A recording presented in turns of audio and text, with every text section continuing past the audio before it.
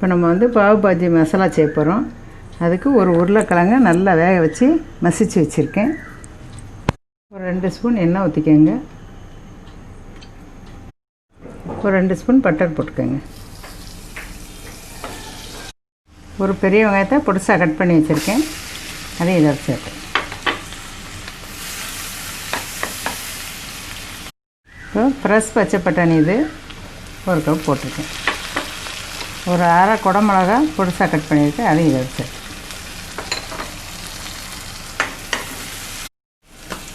ஒரு 2 தக்காளி, பெரிய தக்காளி அரைச்சி நறுக்கி வச்சுருக்கேன் பொடிசா, அதையும் சேர்த்துக்கோங்க.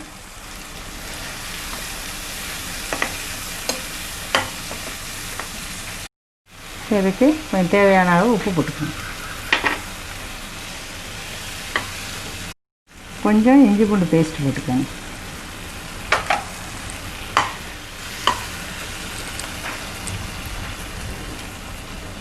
ரெண்டு ஸ்பூன் பாவ் பாஜி மசாலா,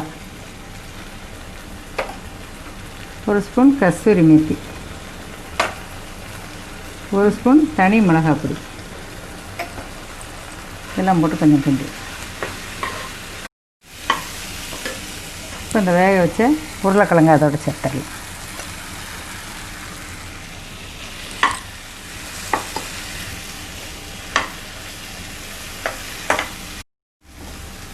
இப்போ வந்து இந்த உருளைக்கிழங்கு நல்லா இதிலே கொஞ்சம் ஸ்மாஷ் பண்ணி விட்ருங்க. இந்த கரண்டி வச்சு பண்ணி விட்டுட்டு கொஞ்சமாக தண்ணி ஊற்றிக்கலாம்.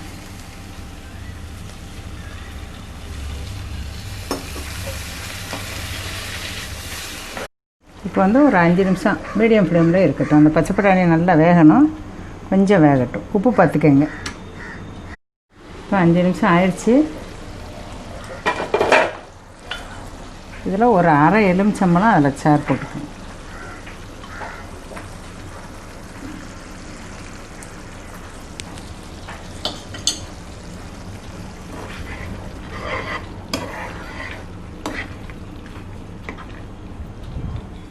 இப்போ இந்த பட்டாணியை ஸ்மாஷர் வச்சு நல்லா அமுக்கி விட்டுறேன்.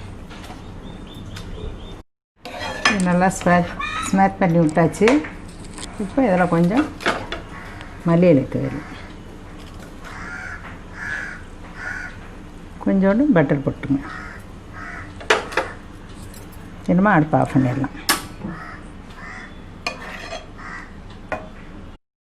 இப்போ இந்த மாதிரி பட்டனும் கிடைக்கிது பாவ் பாஜி பண்ணு. இதை 2ஆக கட் பண்ணிவிட்டு கொஞ்சமாக ரோஸ்ட் பண்ணிக்கலாம். கொஞ்சமாக பட்டர் போட்டு ரோஸ்ட் பண்ணிக்கோங்க. இப்போ ரோஸ்ட் பண்ணியாச்சு. இருமை எடுத்து வச்சு சர்வ் பண்ணலாம். அவ்வளோதான், பாவ் பாஜி ரெடி. சூப்பராக இருக்கும். நீங்களும் செஞ்சு பாருங்கள்.